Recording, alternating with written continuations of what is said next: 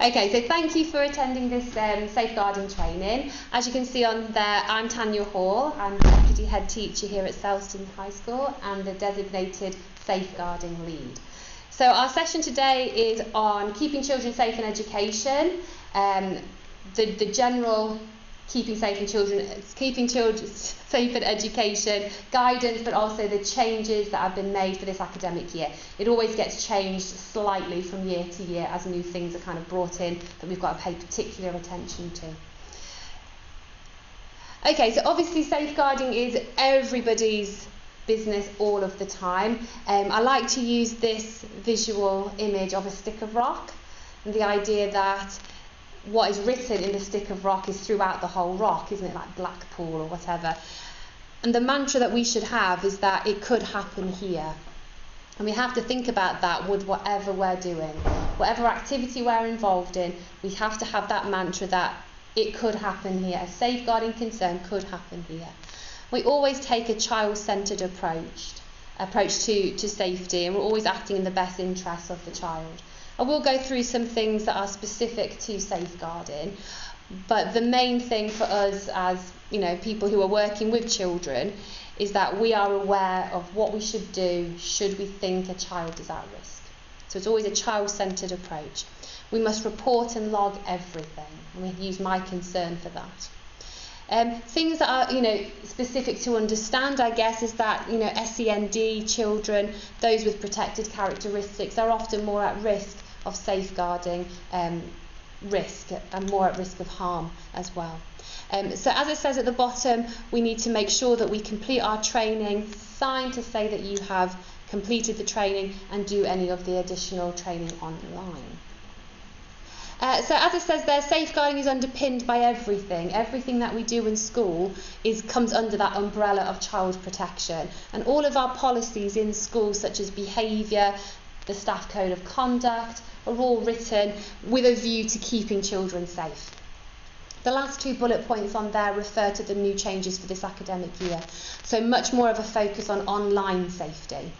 And that is something that young people are far more familiar with than I am, online all of the time, and we have to just make sure that we're keeping them safe. So I will go through some specifics on that a little bit later. So some images that may be familiar to you from the media. We use these images not to upset anybody. Safeguarding training can be upsetting in the sense it makes us think about things that are not nice at all. But we do have to be reminded of some of these high-profile cases as a reminder to us just how important safeguarding is. So you will perhaps recognise some of these individuals.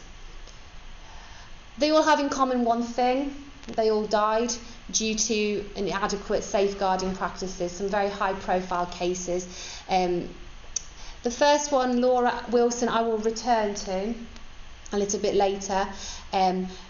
As this is something that is something that is very difficult to monitor. As you can see there, on an off-site provision, part-time timetable, very difficult to know where she was at any given time, and that's something that as educators we have to be very, very careful of. We need to know where our young people are. Baby P, I think, is one of the most known cases, most recent case of a failure to provide safeguarding. Daniel Pelker, this was recent, serious case review, finding that there was numerous things that would have indicated safeguarding concerns, but they weren't picked up and they weren't followed through. And then Frances Rose, this is relating to online safeguarding that didn't happen for her, and it ended in her taking her own life. So some very, very high profile cases of where safeguarding hasn't been right, it hasn't been done the way it needs to be done. A couple more examples here. Obviously some of these children are very, very young and we wouldn't come into contact with them, but some of our children do not verbally disclose, they don't talk to us, they may choose to withhold, such as a child as young as this. So we've got to be mindful of what visual clues there could be. And another young boy from recently as well. So we always read about case reviews and what happens as a consequence to these inadequate safeguarding failures. And as you can see here, for us, communication is the most vital thing. You've got to be communicating as much as you possibly can when the initial concern is raised, to communicating with us so that we can communicate with external agencies. And those accurate records are really important. Number 4 on this list is something that we as a school have a real kind of we're at the forefront of this, and that's attendance. Making sure that we have our registers up to date, that we know where a child is in any situation, whether that be coming to a classroom or attending an exam. Where are they? Attendance is one of the first indicators that something is wrong. Number 6 is something that we are perhaps coming across more and more: language barriers. You know, the local area would not suggest that we have lots of additional languages, however we do, and those children might find it extremely difficult to disclose anything because of that language barrier. And the same with SEND students, may find it hard to say what has happened. So we have to be their voice. We have to look out for things that may indicate that there is a safeguarding concern. What is it defined as? I mean, safeguarding is defined as protecting children from maltreatment, so to make sure they are cared for. Is to prevent any impairment of their mental or physical health or development, so we're there to make sure that they get what they need, and just to ensure that they grow up in circumstances that are consistent to being protected and safe. So safeguarding is huge. It takes on board every possible element of school life: education, behaviour, friendships, everything. And our job is really clear. We just have to keep the children safe, and if they're not, try to do something to provide support for them. As it says, taking action. And identifying any who may benefit from early help. A reminder of some of the signs that you may see with a student that could be signs of abuse. Obviously, you can have a look at what they are. The 4 key aspects of abuse are listed: emotional, physical, neglect and sexual. And although a student may not tell you that they have suffered from this form of abuse, the 3rd column is how they may present, and that is key to us as educators on how we can identify. So if someone is suddenly presenting as aggressive, with unexplained injuries, or withdrawn and crying, they may not tell you that they have been physically abused, but you may see that as a tell that perhaps a conversation might be worth having. So it's important for us to know how a young person may act based on potentially having been a victim of abuse. They do often overlap. It is rare that there be a standalone issue, that it happens once. Behaviours obviously linking to issues like drug and alcohol abuse, deliberately missing education, are also signs that perhaps we need to intervene. And I'll discuss a little bit later about nudes and semi-nude images, which links to online safety. Domestic abuse was added last year, so 2022. Domestic abuse was added to safeguarding issues, and something for us as educators to look out for and to report any signs or disclosures relating to domestic abuse. As it says here, it doesn't necessarily mean that the child themselves are the victim of it, but the fact that they have witnessed it, or if they have been at home and been witness to what's happened, that is classed as domestic abuse. So, even if they say, mum and dad were fighting again, this happened and that happened, it may not have happened to them physically, but mentally it did. So anything like that we would still class as a safeguarding concern. And again, there's some signs of how a student may act or present if they are in that situation themselves. And as it says there, the guidance makes it clear that it doesn't have to be the physical assault on the child. It can simply be the psychological effect or even the financial implications of domestic abuse, and we would identify that and step in and support them through it.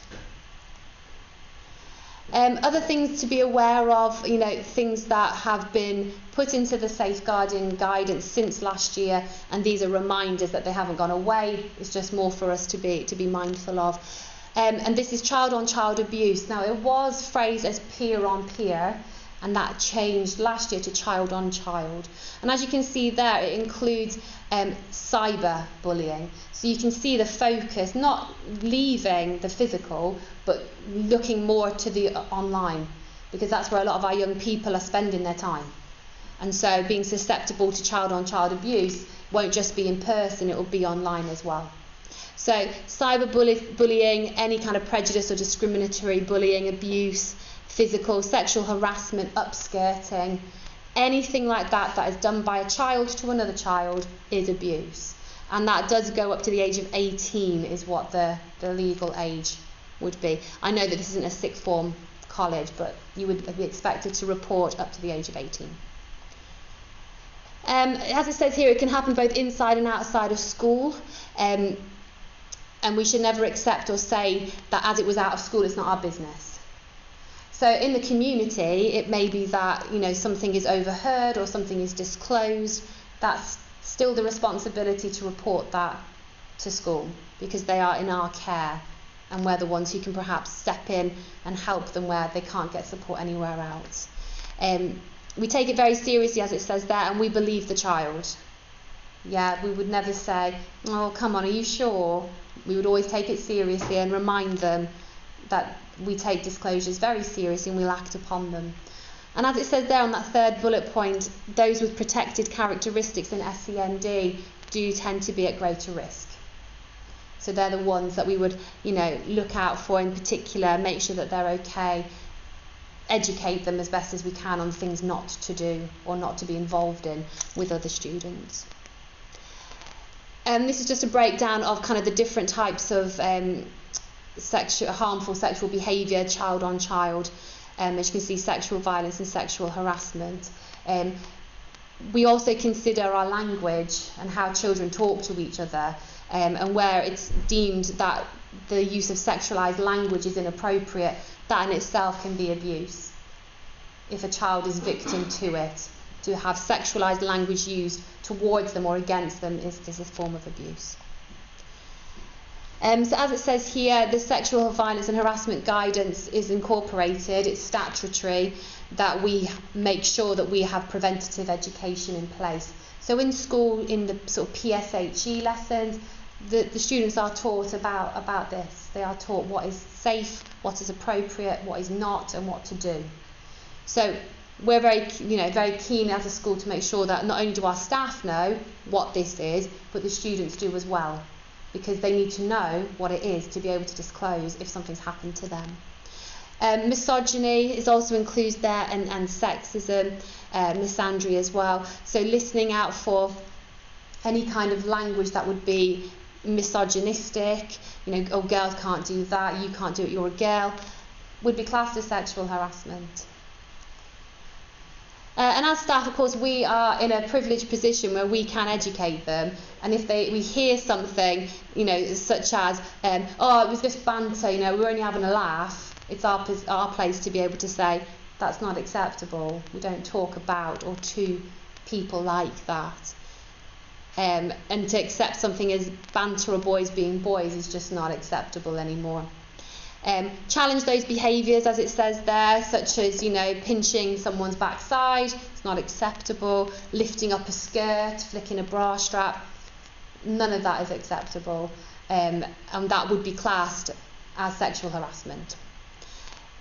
We need to ensure that students feel comfortable to report without feeling that they're going to be victim blamed. We'd never blame the victim. And they might think it's something minor, which is why in our education we have to make sure that they know that it may seem small, but it isn't. It's a form of abuse, and if it happens, you report it. And likewise, with males.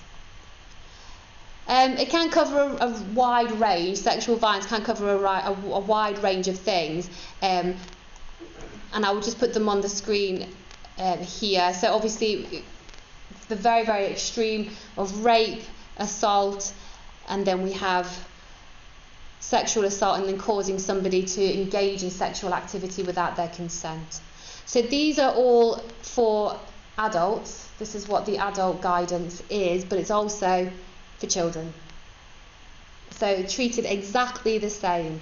Child-on-child sexual violence is something that can happen, And our mantra has to be, it could happen here.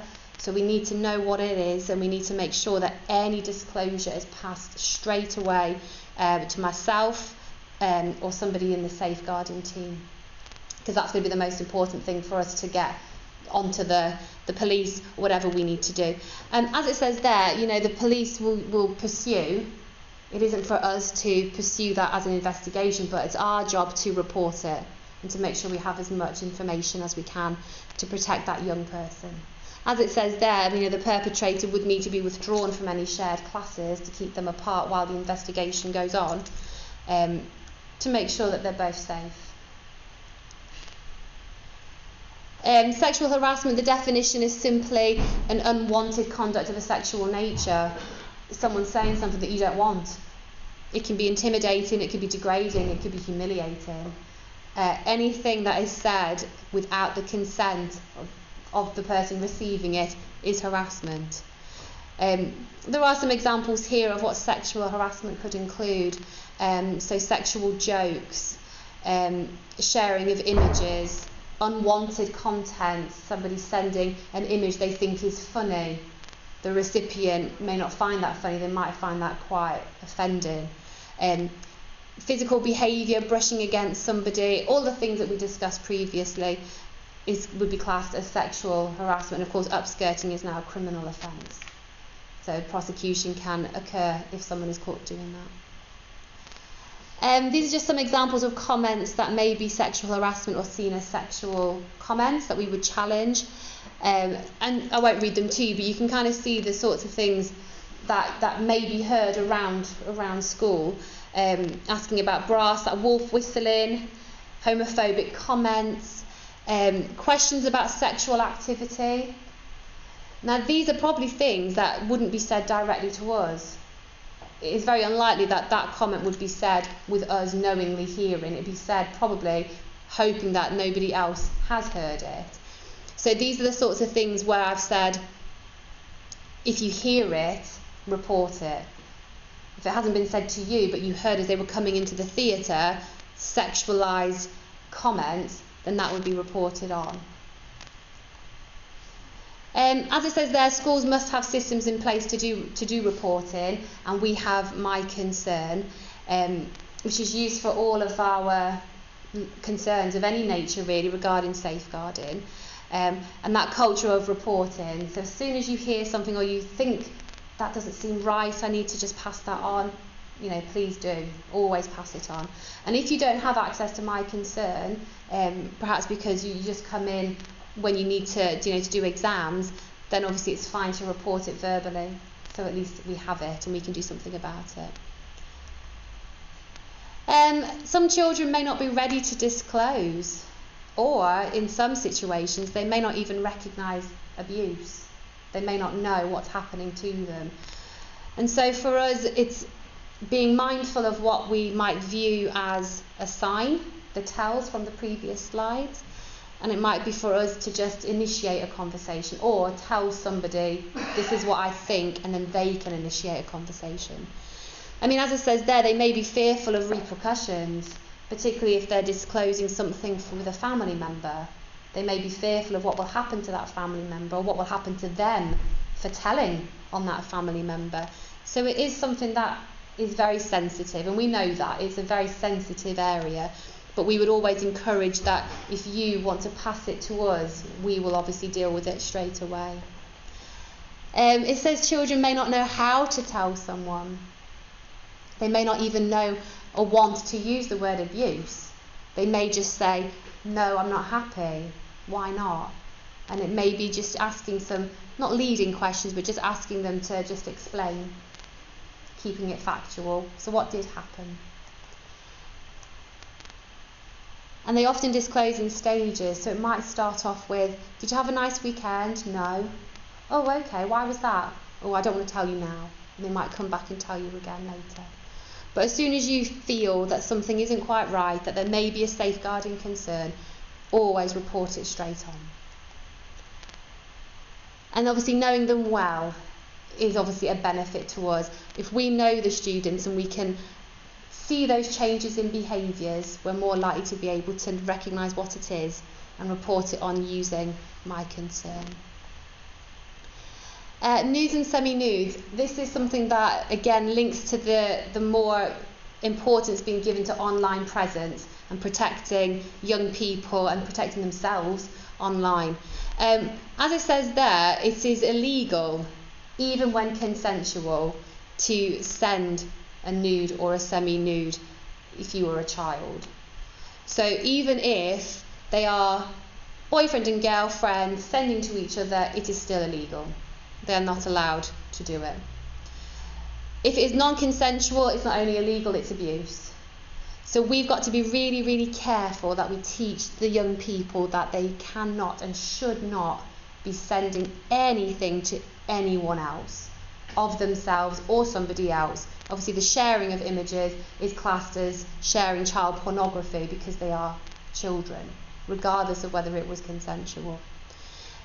If anything like that is brought to your attention or you have a suspicion or a concern, report it straight away because it's very serious. You should never look at an image yourself. Just having the suspicion, or I believe I've heard that they have a nude image on their phone, just pass that on. Nobody will be looking at it. It will be reported straight to the police, and they will deal with it. It's not for us to look at it.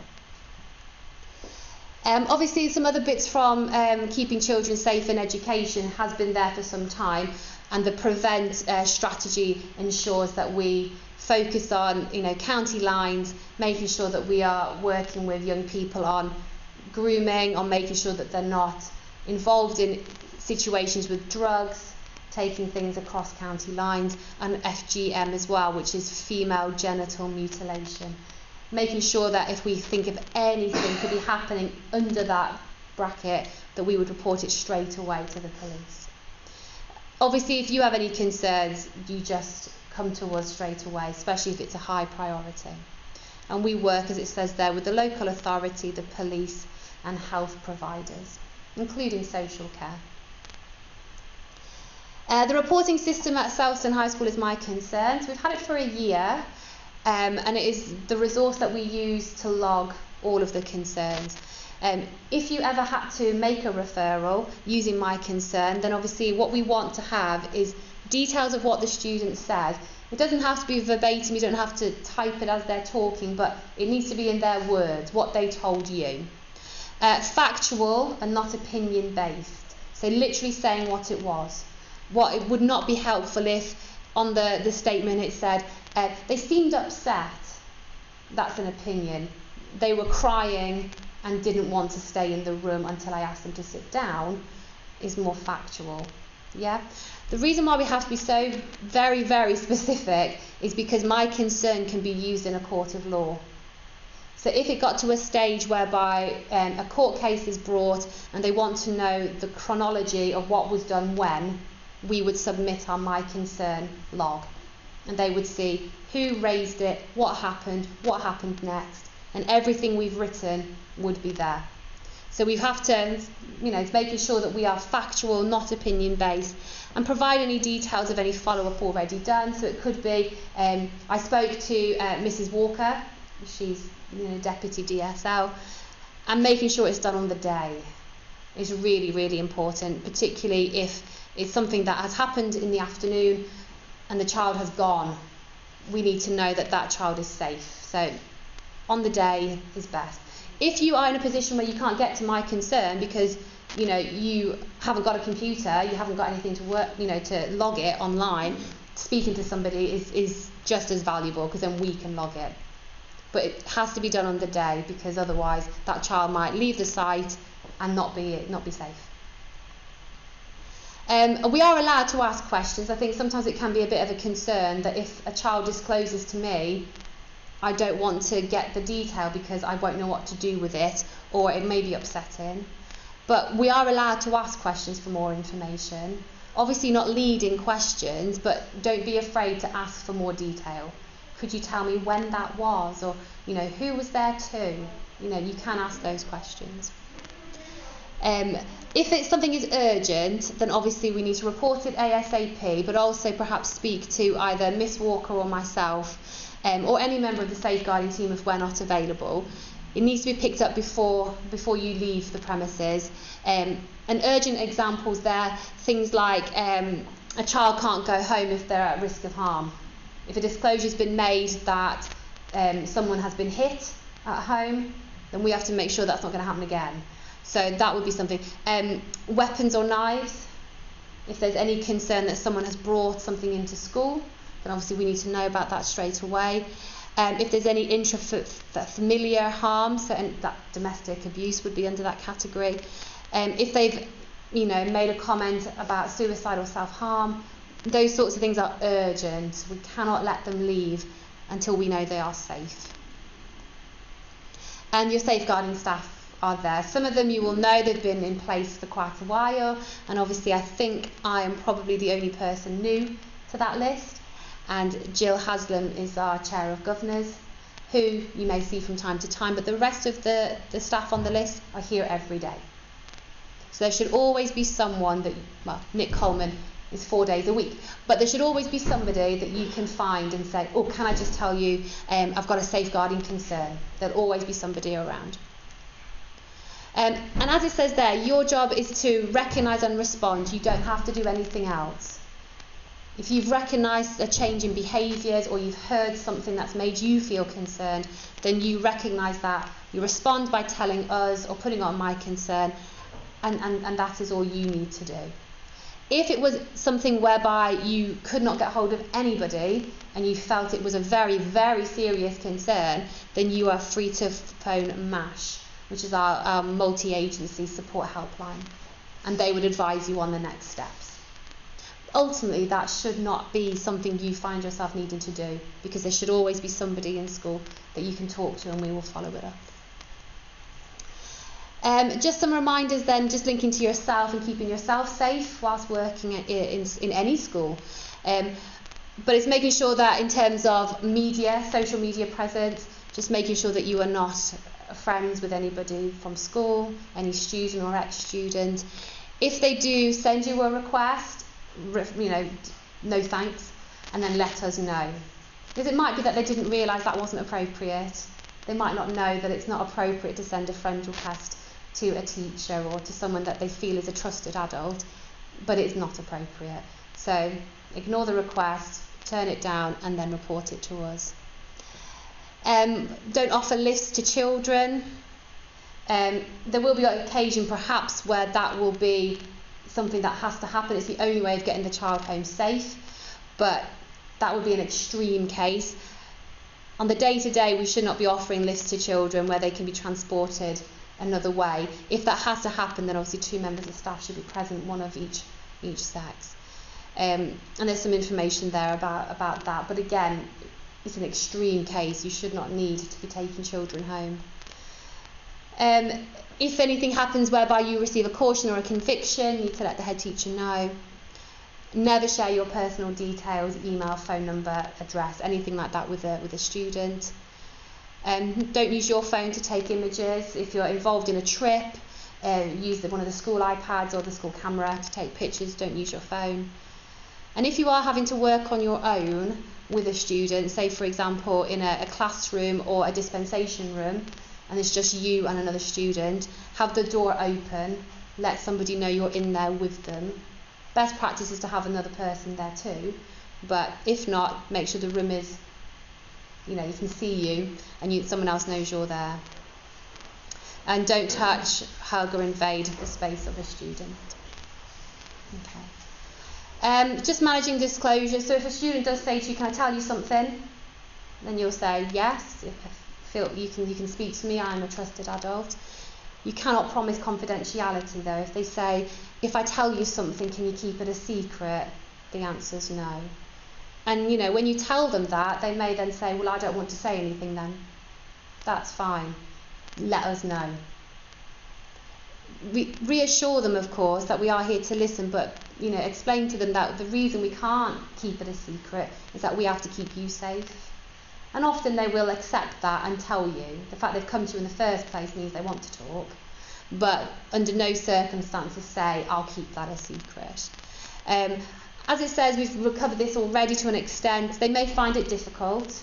to tell you exactly what's happened. So it's important to just make an accurate record of what they've said, keeping it in their words, wherever possible. Never ask any leading questions. Was it so and so? Let them tell you. Ask questions such as, when did that happen? That would be fine. Pass it on to us as soon as you can. Face to face might be useful so you can give us some context, but certainly putting it on my concern is our formal log. And just remember that they might be scared. So asking you to keep it a secret could be because they're scared.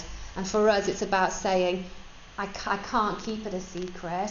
I know you may be worried, but my job is to keep you safe.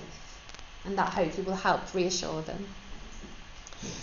If you ever have a concern, or you want to make an allegation, or you've heard of an allegation, staff and contractors, anything like that, we learn from. We make sure that we put in robust safeguarding policies to make sure anyone who comes on site is safe. But any low-level concerns should be reported to the head teacher. So anything regarding staff or someone who comes onto school site that is an adult, any concerns go to David Broomhead. And if it is a concern about him, then that goes to the Chair of Governors, Jill Haslam. If you have very serious concerns and you feel like you can't speak to Mr. Broomhead or to Jill Haslam, then you can phone the ladder yourself, and the number is there. Obviously, we need to know what a low-level concern might be, so I'm going to share some examples now. So these are just some examples of low-level concerns that you may feel, that's not appropriate, I'm going to report that onwards, such as being over-friendly with a child, or over-friendly with a student, having favourites, using inappropriate language, or humiliating a student in front of other people. Those sorts of things are not acceptable, and that would be a low-level concern that would warrant being passed on to Mr. Broomhead. Obviously that concern will be logged, it will be recorded and acted upon straight away. What happens next will ultimately be the head teacher's decision, and where needed we would report to the LADO. If the concern is with a member of supply staff, we have supply teachers coming in, then that would be reported to their agency as well. So we make sure that anyone who needs to be informed of an issue is informed. And anything relating specifically to safeguarding would be something that would be treated very seriously, and if the police needed to be included in the investigation, that would happen. If you're not sure if it's an issue or not, so maybe you've heard something, seen something, heard a whisper about, and you're not sure, report it anyway. Because we would rather somebody spoke to us and we said thank you, but actually that, it's not going to be a concern that we need to raise. We'd still rather you pass something on. If in doubt, give us a shout. That's a good phrase. If in doubt, give us a shout. Because we'd rather have something to talk to someone about than for it to go undetected and could become something much, much worse. So anything, just please ask. So we need to be aware of the policy. Part of this training is giving you the information that you need, and then completing any of the online courses as well. You'll be asked to sign, which you have done, so thank you for that. So I'm going to just give you the update quickly on the changes for this academic year. There are 8 changes that have been updated. The second one is more for the school, so I won't be going over the second one. It's more to do with how long we keep records for. So that's more for me and Mrs. Walker to know. The first key change, though, is that it is now a crime to conduct any purpose for someone to get married before the age of 18, even if it is consensual. So it is illegal for anyone under the age of 18 to get married, which it may be a surprise for some because it's always been 16 with consent from a parent or carer, but 18 is now the legal age. Hiring out of school premises. So obviously we have some people that use the school site out of hours, so there's football that we have that use the school site. So as a school we need to ensure that we have relevant checks for anyone who comes on school site to make sure that somebody in that organisation has had safeguarding training, and just to make them aware of any issues relating to students, how they would report to us, because obviously they're here when we're not here. So it's making sure that we regularly review the people who are working on our school site when we're not here to make sure they're keeping the children safe. And the same with any staff using the premises. If there are any allegations against them, then again that needs to be reported straight to us. Children missing from education is now children absent from education. So this is just a change in language, really. Missing children are included in this, but essentially it's changed to absent because sometimes missing implies they're missing from home, they're a runaway. Whereas absent from education means that they are at home, they are safe at home, they're not coming to school. So that's why it's changed from missing to absent, because that could be on a repeated, prolonged length of time that they're absent from school, but they're not technically missing. So that's something that we're using now in our phrasing, because attendance is a huge safeguarding indicator. And change again of language, changing from the use of vulnerable to susceptible. So this is in reference to CSE and CCE. So these are children who may find themselves susceptible to being involved in sexual exploitation or criminal exploitation. So the reason it's changed from vulnerable to susceptible is because our vulnerable young people aren't always susceptible. And sometimes it is our children who we feel are not vulnerable, who are susceptible to gangs and to grooming, particularly online. So that's the change of language. Because there are lots of different markers that would make someone likely to be a victim to sexual exploitation. It isn't because they're necessarily a vulnerable young person. So looking at kind of radicalisation as well, lots of different methods are being used, so it's harder for us to identify, which is why the next two changes relate to online safety. There's some definitions here of what child criminal exploitation and sexual exploitation are. I'll let you read those. And the fact that it affects boys and girls in different ways. In terms of criminal exploitation, lots of different things that come under this category, but carrying weapons, being forced to commit acts of violence against other people, against their own wishes. Their families may be threatened: if you don't do this, we'll hurt. So all of those things, can happen. As it says there, that boys and girls will experience that maybe differently, but we need to be aware of it. If we hear of it, then that's obviously a huge safeguarding issue. And just to be aware of possible indicators of this, a change in friendship groups, a change in attendance, behaviours may change in the sense that they may now seem a bit more confident. They may have, more expensive clothing or shoes because perhaps they are being given gifts, to commit things that they don't want to commit. And obviously, CSE, sexual exploitation, as it says that it can occur over time, and it can affect any child in terms of coercion. If they've been coerced into doing something of a sexual nature, then that is a major safeguarding issue. Our key reminders is that we need to be aware of what these things are, which, we've gone through several of them, and the PowerPoint is available afterwards to go back over again. But it's just making sure that we are aware.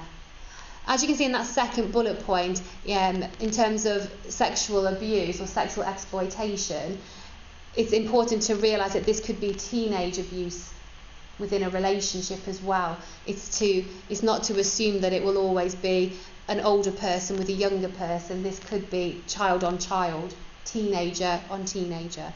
So it's just knowing what it is and recognising what to do if you have any concerns about it. Mental health, of course, it does come under safeguarding. Where we feel that a child is suffering from mental health issues, then that obviously we need to safeguard their safety, particularly if they're showing signs of suicidal thoughts, or eating disorders in particular since COVID have increased a lot. So we've got to be the person who spots anything that could then lead to a safeguarding referral to get them the help that they need. In terms of the next change, so this is something that the Two Counties Trust has in place for over a year now. So anybody who wants to work for the Two Counties Trust as part of their application has to have a social media check. You just sign it and then they run a check through a third party. If somebody says no, they don't get invited for interview, because it's part of our safeguarding to make sure no one gets on site that could be a risk to our students and our staff. So that's something that's already in place here, but as you can see from the guidance, it is now statutory, so we're ahead of the curve on that one. And then the last big sort of change that's come in this year is this filtering and monitoring. So here at Selston we're using Piro. So when the students are on computers, we can see what they are searching for, what they're looking at. And we have filtering systems in place whereby if they type in certain things, it will flag. And then we are able to see whether that is safeguarding or whether that's just a child researching heart disease. Just because a child presses the word death, it won't necessarily be a safeguarding concern. But the filtering works very well. It pings straight through. And then we look at the screenshot and see whether it is safeguarding or whether it's something that's based on the lesson that they're doing. So we will have termly meetings just to check for patterns. In the local community there will be lots of new maybe slang terms that have come into use that we won't know yet. So we'll just check for patterns and we'll make sure. But if you are using computers in your lessons, it's important that you know what they're doing. And this goes back to the case from the beginning. So this was Frances. This was one of the newspaper headlines that point blankly blamed the school. She came into school and she went on the internet and looked for ways of ending her own life. And then she did. So straight away, that raises issues with the school's monitoring. Had we been, not we personally, but had we as educators been monitoring more carefully, that could have been stopped. Certainly could have been spotted and then perhaps stopped. So as it says there was no filter system in place. She was unsupervised, looking on the internet, and the coroner said that the school contributed to her death.